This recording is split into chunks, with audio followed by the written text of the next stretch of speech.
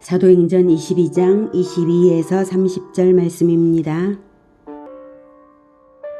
이 말하는 것까지 그들이 듣다가 소리질러 이르되 이러한 자는 세상에서 없애버리자. 살려둘 자가 아니라. 하여 떠들며 옷을 벗어 던지고 티끌을 공중에 날리니 천부장이 바울을 영내로 데려가려 명하고 그들이 무슨 일로 그에 대하여 떠드는지 알고자 하여 채찍질하며 신문하라 한대 가죽줄로 바울을 매니 바울이 곁에 서 있는 백부장더러 이르되 너희가 로마 시민된 자를 죄도 정하지 아니하고 채찍질할 수 있느냐? 하니 백부장이 듣고 가서 천부장에게 전하여 이르되 어찌하려 하느냐? 이는 로마 시민이라. 하니 천부장이 와서 바울에게 말하되 내가 로마 시민이냐? 내게 말하라. 이르되 그러하다. 천부장이 대답하되 나는 돈을 많이 들여 이 시민권을 얻었노라. 바울이 이르되 나는 나면서부터라. 하니 신문하려던 사람들이 곧 그에게서 물러가고 천부장도 그가 로마 시민인 줄 알고 또 그 결박한 것 때문에 두려워하니라.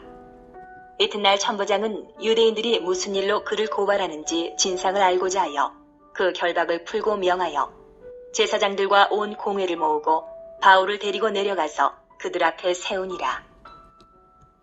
사랑하는 형제 여러분, 9월 1일 수요일 저녁 목상에 오신 것을 환영합니다.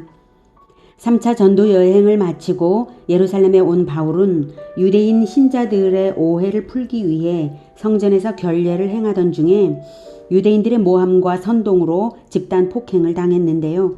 로마군 천부장이 와서 사태가 중단되었습니다. 마침 타이밍을 잡은 바울은 자기를 집단 폭행한 유대인 군중에게 간절하게 복음을 전했죠. 친애하는 마음으로 예수 그리스도를 증언하였습니다. 그런데 그 복음을 다 들은 후 유대인 무리의 반응은 회개가 아니라 분노였습니다.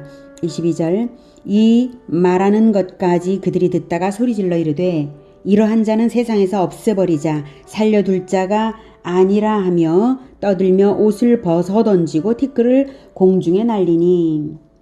옷을 찢거나 벗어 던지거나 티끌을 덮어 쓰거나 일으키는 이런 행동들은 극한 감정의 상태를 나타내는 것으로 수치, 비통, 울분, 애통 이런 것들을 나타내는 행동입니다.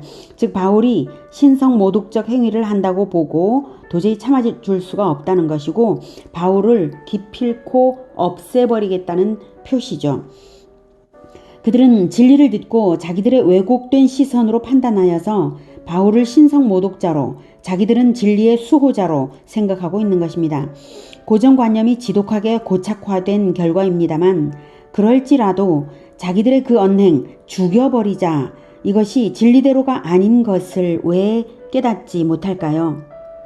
사람이 잘못 알고 그릇된 길을 가다가도 이건 아니지 하는 그런 지점이 있는 것인데 생명을 없애자는 말을 서슴없이 할 정도로 그들은 오래도록 죽음 가운데 있었고 오래도록 어둠 가운데서만 있어서 깜깜한 것입니다.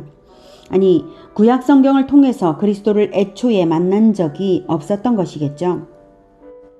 구약 성경에 가득한 그리스도의 예표들을 볼 때에 그저 외피적 율법으로만 봤지 그것이 알려주는 그리스도를 만난 적이 없으므로 율법이 진정 가르치는 것과 정반대의 행동을 종교의 이름으로 하고 있는 것입니다. 24절 천부장이 바울을 영내로 데려가라 명하고 그들이 무슨 일로 그에 대하여 떠드는지 알고자 하여 채찍질하며 신문하라 한대. 로마군 천부장은 아마도 헬라어밖에 할 줄을 몰랐던 것 같습니다. 그러니까 헬라어로는 바울과 소통을 했는데요. 히브리어로 대중설교를 바울이 진행한 내용을 천부장은 못 알아들었고 군중이 다시 폭력적인 퍼포먼스를 하는 것을 보고는 이유를 알지 못한 채 바울을 오해를 하여서 바울을 구류시키고 채찍질하고 신문하게 한 것입니다. 그런데 바울은 로마 시민권자입니다. 로마 시민권자는 설령 범죄가 있을지라도 정식 재판을 통해 형벌이 확정되기까지는 어떠한 가혹행위도 금지되어 있었습니다. 25절 가죽줄로 바울을 매니 이것은 로마가 죄수를 고문하여 자백을 얻어내고자 채찍질을 할 때에 등에 채찍질하기 편하도록 두 손을 머리 위로 올리고 가죽으로 기둥에 몸을 묶고 두 발로 묶는데요. 바울에게 그렇게 한 것입니다. 바울이 곁에 서 있는 백부장더러 이르되 너희가 로마 시민 된 자를 죄도 정하지 아니하고 채찍질할 수 있느냐 하니, 로마 시민의 소송에 관한 법에는 고소가 반드시 우선 있어야 하고 죄가 확정되어야만 형벌을 확정하여서 가할 수 있는 것입니다. 만약 불법적으로 형벌을 가하면 엄격한 처벌을 받게 되는 것입니다. 그래서 바울이 자기가 로마 시민이고 정당한 재판도 안 받았는데 이럴 수 있냐고 한 것이죠. 바울이 자기가 로마 시민인 것을 언제나 밝히고 다니지는 않았는데요. 여기서는 밝히는 이유는 내심 로마 황제에게 소송을 제기하여서 그 일을 통해서 로마로 건너가고자 하는 마음이 있었기 때문일 것입니다. 로마에까지 복음을 전하는 비전을 품고 있었거든요. 26절 백부장이 듣고 가서 천부장에게 전하여 이르되 어찌하려 하느냐, 이는 로마 시민이라 하니, 천부장이 와서 바울에게 말하되 네가 로마 시민이냐, 내게 말하라. 이르되 그러하다. 천부장이 대답하되 나는 돈을 많이 들여 이 시민권을 얻었노라. 바울이 이르되 나는 나면서부터라 하니. 네. 바울이 로마 시민이라는 말을 전해 듣고 천부장이 아주 화급했어요. 보통은 아랫사람을 시켜서 이것저것 묻기도 하고 신문을 할 텐데 직접 달려와서 묻는데요. 내게 말하라. 아주 확실한 대답을 듣고자 하는 긴장이 느껴지죠. 바울의 대답이 단순 명쾌하게 그러하다고 나오니까 약간의 의문이 남았는지 나는 돈을 많이 들여 이 시민권을 얻었노라 합니다. 당시 로마 시민권은 특권이었습니다. 로마 시민이 로마 사람이 아니라면 훌륭한 업적이 있는 사람들에게만 선별적으로 주어지는 것이었습니다. 그런데 글라우디오 황제 때부터는 황후와 그 친인척 장관들이 뇌물을 받아서 시민권을 팔아먹기도 했습니다. 이 천부장의 이름이 글라우디오 루시아인 것이 23장에 나오는데요. 그것을 보면 글라우디오 황제 때에 시민권을 얻은 헬라 사람인 것을 알 수가 있습니다. 루시아는 헬라식 이름이거든요. 그런데 바울은 나는 나면서부터라 하니 더 놀란 것이죠. 유대인이면서도 나면서부터 로마 시민권자라는 것은 바울의 조상 때에 로마에 큰 공헌이 있는 그런 엘리트 집안임을 짐작하게 하는 것입니다. 아무튼 글라우디오 루시아 천부장은 이제 큰일이 난 것입니다. 왜냐하면 실정법을 어겨서 로마 시민에게 위해를 가했으니 바울이 고발한다면 자기에게 어떤 상부의 문책이 닥칠지 알 수 없는 것이죠. 29절 신문하려던 사람들이 곧 그에게서 물러가고 천부장도 그가 로마 시민인 줄 알고 또 그 결박한 것 때문에 두려워하니라. 이튿날 천부장은 유대인들이 무슨 일로 그를 고발하는지 진상을 알고자 하여 그 결박을 풀고 명하여 제사장들과 온 공회를 모으고 바울을 데리고 내려가서 그들 앞에 세우니라. 천부장은 밤새 고민이 많았을 것입니다. 왜냐하면 자기는 예루살렘의 치안 책임자로서 소요가 일어나지 않도록 예방할 책임이 있습니다. 그런데 무슨 일인지 자기가 알 수 없는 어떤 일로 인해서 바울은 유대인 군중에게 집단 폭행을 당할 정도, 즉 자기가 체포하지 않았다면 죽음에 이르렀을 정도로 깊은 갈등 관계에 있는 것이 틀림없죠. 그러니 바울이 로마 시민권자라고 해서 이제 유대인들의 감정을 무시하고 바울을 대우하면 유대인들의 반항을 불러서 소요 사태가 날지도 알 수 없는 일이거든요. 그래서 고심 끝에 우선은 유대인들이 무슨 일로 그를 고발하는지 진상을 알아보는 것이 좋겠다고, 그것도 이왕이면 권위 있는 최고의 권위를 가진 사내들인 공회에서 알아보는 것이 좋겠다고 판단을 한 것입니다. 자, 이렇게 해서 사내들인 공회 앞에 바울이 드디어 섰습니다. 예수님을 십자가에 처형시키게 한 그 사내들인, 베드로와 요한을 죽이려 했던 공회, 스데반을 처형한 그 사내들인 공회입니다. 로마의 천부장과 함께 있으니까 생명의 지장은 없을 것입니다만 얼마나 무시무시한 사내들인입니까?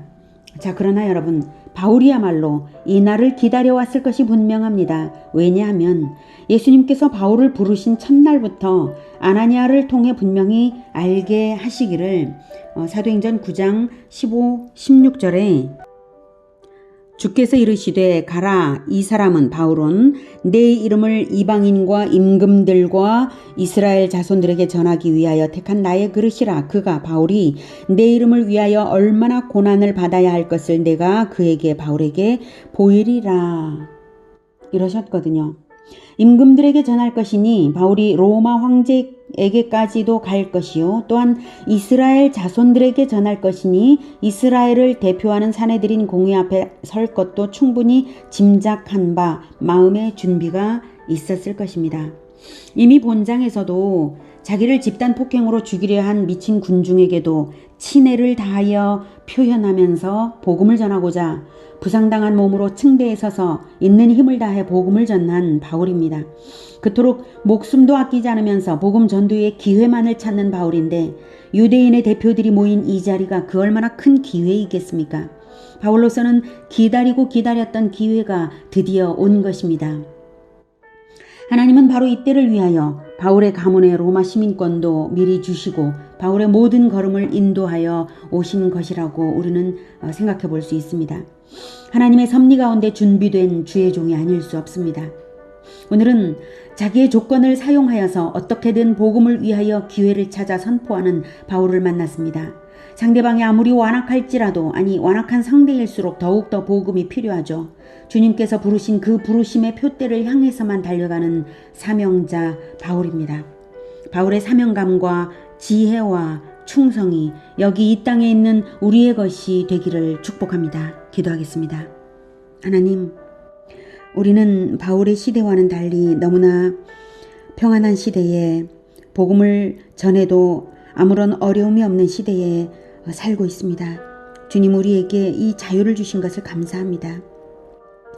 그런데 우리가 이 자유로운 시대에 살면서도 복음에 충성스럽지 못하여서 복음을 너무나 적게 전하였던 것을 용서하여 주시옵소서.